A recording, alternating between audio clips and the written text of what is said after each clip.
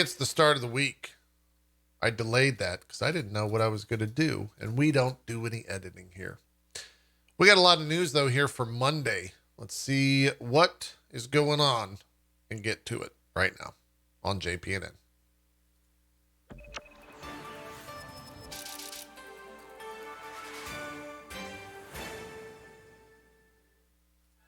There's a lot of stuff going on today. We start off with a little bit of international news. China saw what Korea was doing last week and thought, wow, that's a really good idea.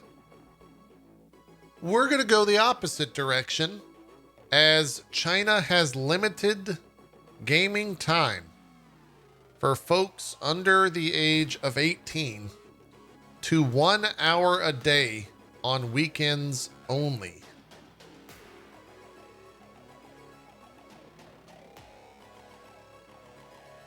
Whoo. Is it 3 hour a week as well?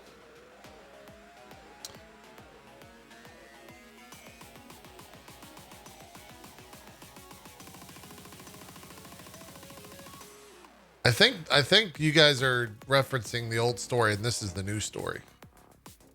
Because I'm looking at the South China Morning Post. I wonder if that's going to be at all influenced by the CCP or whatever the thing is here.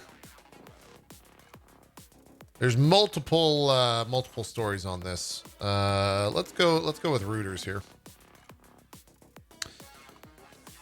Reuters.com reports China has forbidden under 18s from playing video games for more than 3 hours a week, a stringent social intervention that it said was needed to pull the plug on a growing addiction to what it once described as a spiritual opium.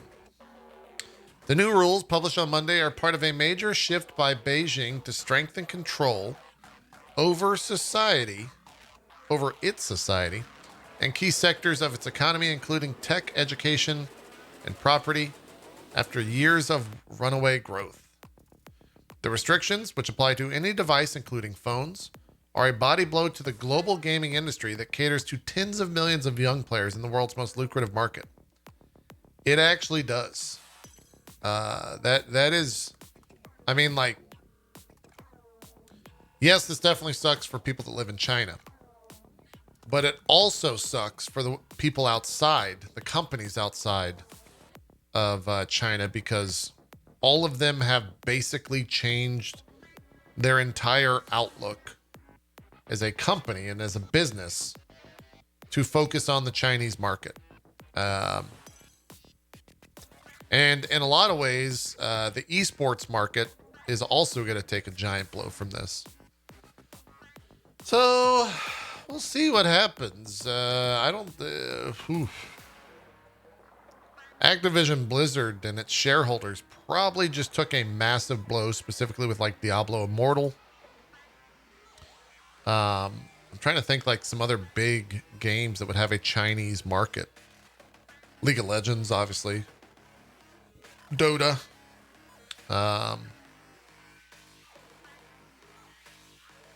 Yeah. Fortnite, all pretty much any like big game. Like what even's gonna happen to PUBG? Isn't PUBG like one of the most lucrative mobile games in the world because of China?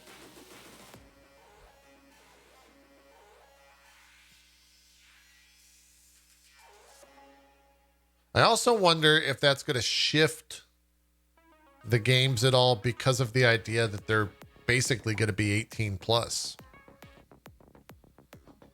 I guess we will see. Kind of a crazy change. A little bit of a crazy change there. The new rules swiftly became one of the most discussed topics on is it Weibo?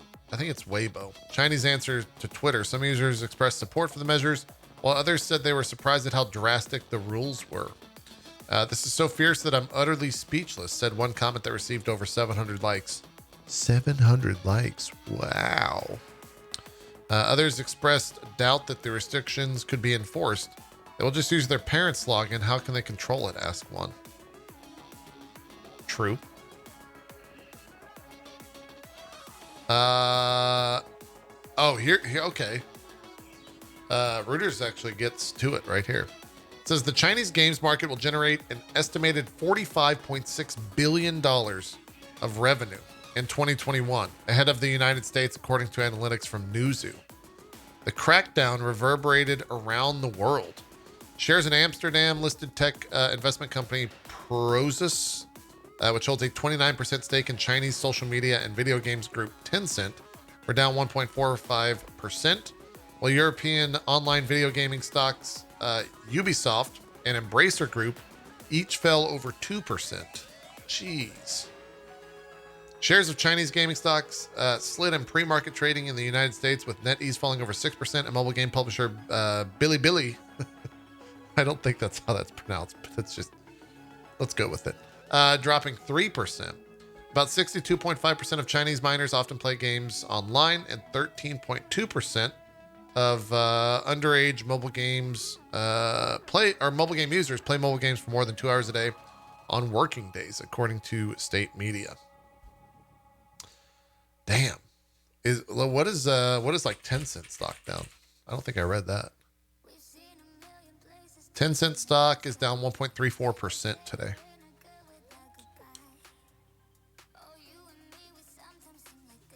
Huh. Well, we'll see what happens over the next couple of days. See how that goes. It's crazy. Especially after like South Korea just announced that stuff. The timing of that is so remarkable. In terms of population, India needs to step up now. I don't necessarily know why India doesn't have, like, I don't know much about, one, I don't know a lot about India in general. Two, I don't know a lot about the business of India in general. And three, I don't know a lot about the gaming world of India at all. I would imagine that, like, not that many folks have phones there. But I don't know, honestly.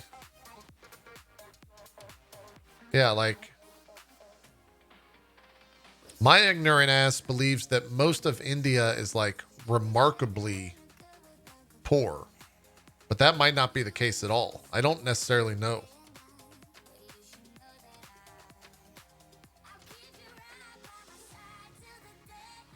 They are a growing mobile market, JP. Yeah.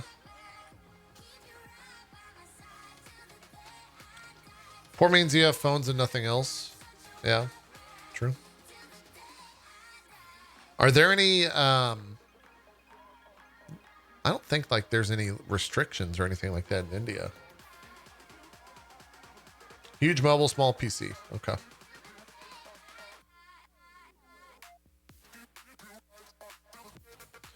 Well, we'll see what happens. Let's move on to the next story. CD Projekt Red has hired members of the Cyberpunk game modding scene to work on official modding support and bug squashing. Were we not literally just talking about this recently on Drop Frames? Like, I'm fairly certain we said this exact thing on Drop Frames several weeks ago. Maybe last week. Like, I'm fairly certain we said this exact thing. What is this? This is in Discord. They said, "Hey everyone, we're extremely pleased to announce that Blumster, Nightmaria, Arfuzo, and I will be joining CDPR under my and Nightmare company, Yigsoft.dev. We will be working on various projects related to Cyberpunk 2077 backend and the game's modding support. We're really excited for this, and we really hope we can help bring Cyberpunk 2077 to the next level." They literally just hired modders. And more power to them. More power to him. I not knowing anything about the actual thing, apart from what I've just read, this sounds like it's a good level, a good thing. It's smart. Seems like the right thing to do. And I'm not surprised at all that they have decided to go this way. And they seem excited about it. So, you know, I don't know if that means they haven't seen the crunch yet, or I guess we'll see. We'll see what happens there. Moving along. We talked about the Phasmophobia update that came out last Friday, I believe. Well, it apparently did wonders for the game, as now Phasmophobia is back into the top 10 most played games with the update, and has the highest concurrent player count since launch. Do we have numbers on what those counts are?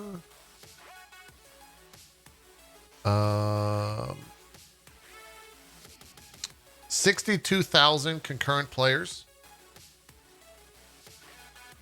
which is the highest player count the game has seen since its peak of 112K players during its record-breaking first month on Steam. Okay, so it's a little bit different. I think it just, it goes to show that, like, people will play the shit out of a game until there's no more content. And then they'll move on to the next thing. Is all I take from that story.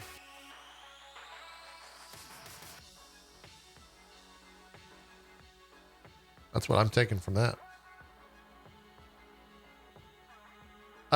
Jeff Keighley was out there talking about Gamescom opening night live numbers. They have once again hit record numbers. Viewership is up 30% year over year. More than 2 million peak concurrent viewers, with a 25% increase in co-streaming. Jeff Keighley's one of those folks, and this is not a hot take or really a revelation at all, but I think it needs to be repeated because it's important, and I hope other people take notice, because sometimes it seems like they're fucking operating with blinders on. Co-streaming's like the biggest thing to happen, I think, on Twitch and in media in general. It's such a big deal to just like let people watch your ads and push your ads even further than what they were originally going to intend to do. I don't know why. Like, it's funny that ads just ran at that point. I don't know why like I look at really take any big media event, right? An E3, a Marvel movie premiere or something like that. Let people co-stream that shit, man. Get eyes that wouldn't be there in the first place. It's so close-minded. Like, you're not making money off these events, right? And if you're, I guess the idea maybe comes from an analytical aspect, is it's hard to actually track that stuff. But it's not. Just get a category made, or take all the information from a certain category on a certain website. It's so much of like an old media mentality. It really is, Beck City. To be so close-minded to that shit. I hope more people start to open their eyes and allow that shit, because this past E3 was fucking dog shit. And I hope they understand that it was dog shit. And I hope people tell them it was dog shit. And I hope Jeff Keighley is laughing all the way to his fucking bank while E3 fades further into obscurity. Because they're not doing this shit. What you can't control is what co-streamers say. They're going to say it anyways. What? It doesn't matter if you can't control what they're going to say. They're going to say it anyways. They'll say it regardless. And if you let them co-stream it, They might even be more likely to not say it so that you can, watch the next event. Anyways, moving along. Congrats, Keeley, on yet again another successful event. Talked about this already. Stranger Things 3 is being delisted from Steam and GOG tomorrow. That's of course because it's going up on Netflix Game. It already happened. Netflix Games rather. It already happened in Poland. I would assume that gets pushed to worldwide here sooner than later. What is this? Takashi Mochizuki, sorry for butchering that name, is saying that China's NetEase is in final negotiations to poach Yakuza franchise creator Toshihiro Nagoshi from Sega. That could be a big deal for like 30 people that enjoy Yakuza. That's my hot take of the day. This hot take brought to you by these. What's this tool called? I don't know, but it's brought to you by that.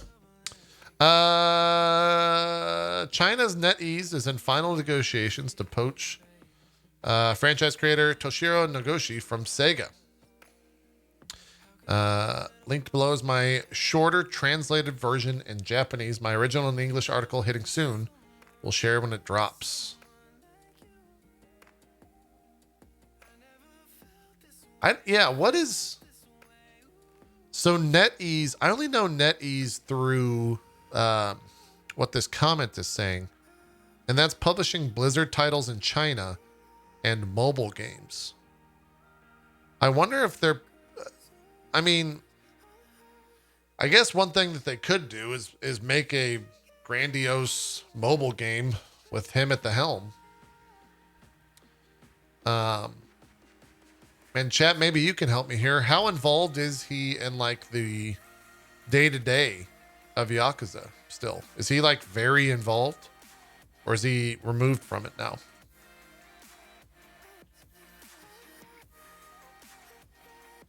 He's very involved. That could be bad for the Yakuza franchise.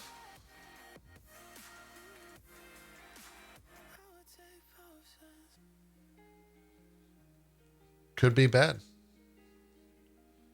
He's not involved in Yakuza. He's involved in the Judgment franchise. I see. Okay.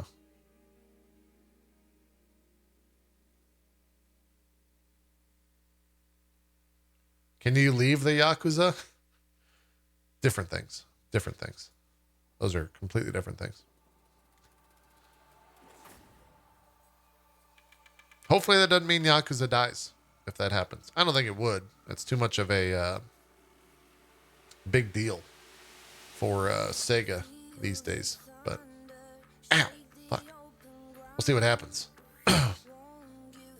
Tomorrow, which we are not doing. Tomorrow is my second day off for the month of August. So I'm taking it off.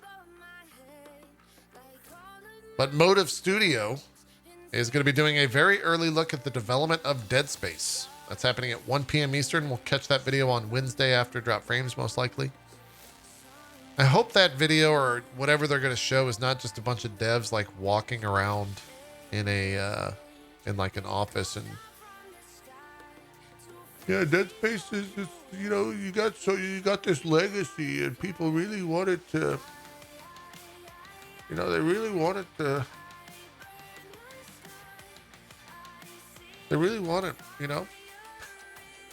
That's all I got. We'll watch that on Wednesday. I saw this story yesterday. So Valve, the Steam company, won an appeal against Scuf/Corsair regarding the controller back buttons. This could enable other controller manufacturers to implement back buttons. So was the idea that Scuff and Corsair had like the proprietary license on the back buttons? Are they talking about these right here? Like it was a patent thing? Well, wait, how did Microsoft get them on the Elite? Was it only for like PlayStation controllers?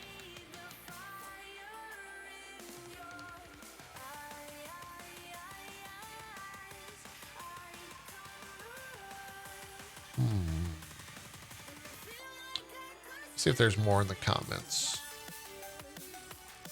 Oh, Scuff and Corsair have appealed this decision, so it's not a done deal yet.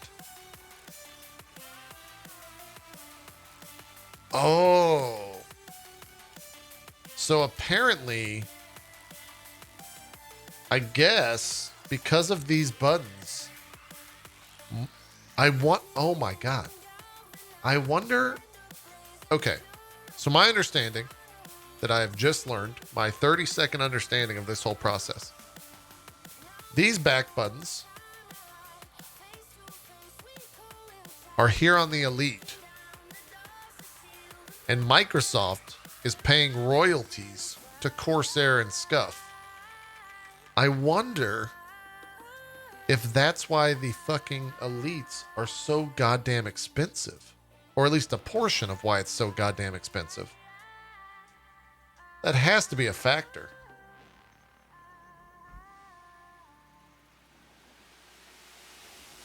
Because Elites are like, what, 160 bucks? They're not cheap.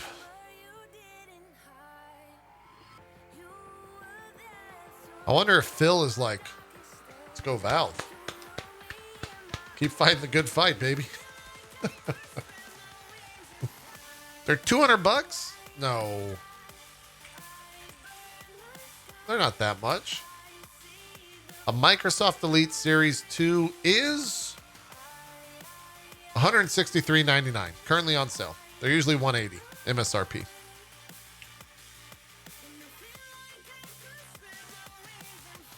So, yeah. What else do we got?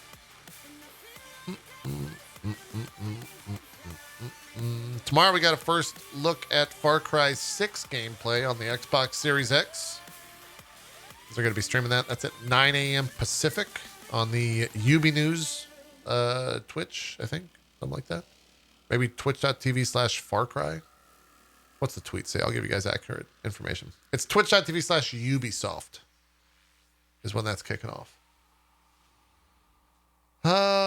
We got the Lost Judgment English cast reveal. That'll show up in trailer time today.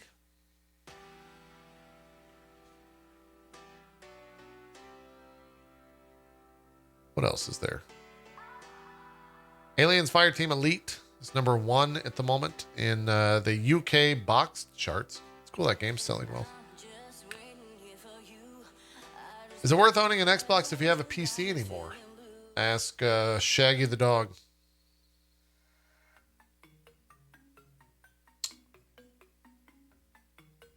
Depends what specs your PC are. Depends what specs your PC are. That's my answer.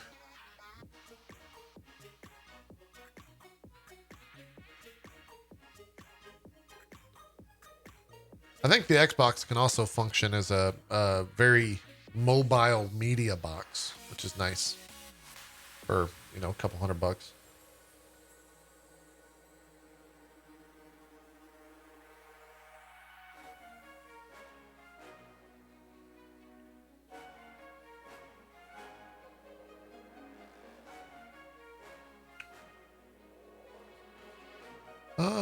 What? Okay. I think we're getting ready for trailer time. I thought we had a bunch of news, but it seems kind of small. Norman Reedus. Oh, I didn't see this. Norman Reedus says that another Death Stranding game, quote, is in negotiations. I'm trying to think with where that game ended up. Could there even be a sequel?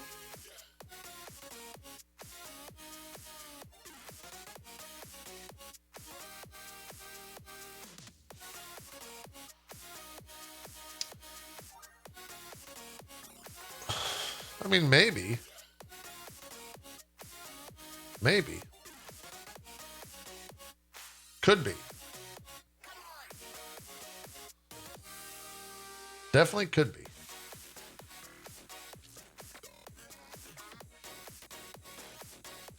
We'll see.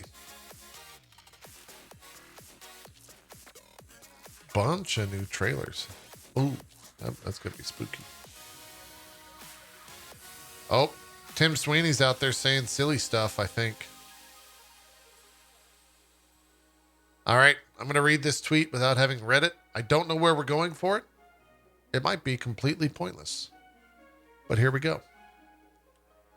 Tech companies using termination of contracts as a way to exert control is one thing that really needs to change.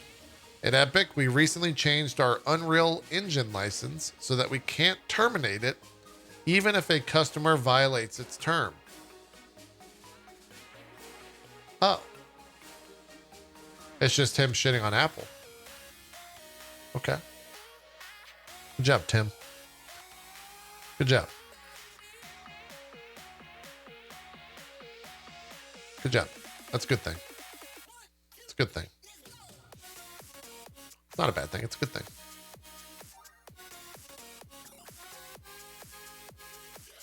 Chat, any key chat alerts? Anything in there that we should be discussing? Hesperus, thanks for the 22. Is Epic versus Apple still in deliberation? I believe so, yeah. I believe so.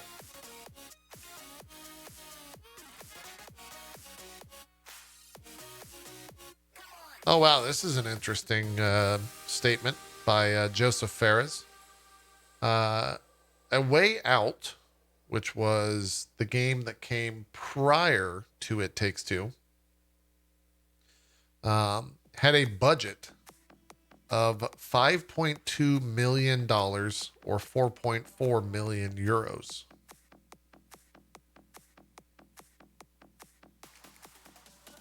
That's, I mean, I think that's a lot still.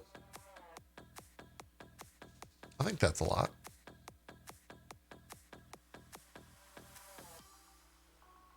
That's a weird video. We'll watch.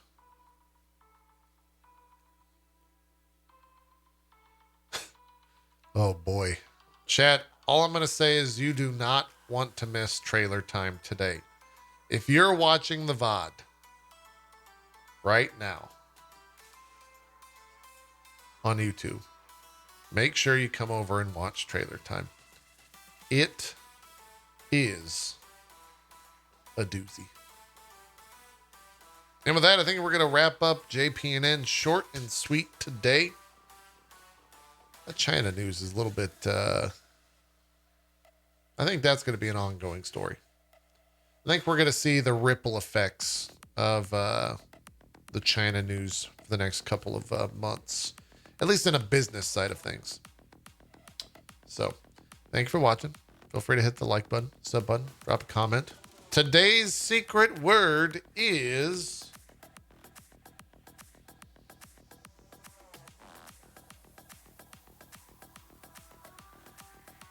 the name of this item. If you know, you know. Also, maybe, okay, new secret word. New secret word. The name of this item, but wrong answers only in the YouTube comments. There you go. Keep it spicy, y'all. Thank you for watching. We'll see you tomorrow on JP. Actually, we'll see you Wednesday on JPNN. Have a good rest of your day. Bye-bye.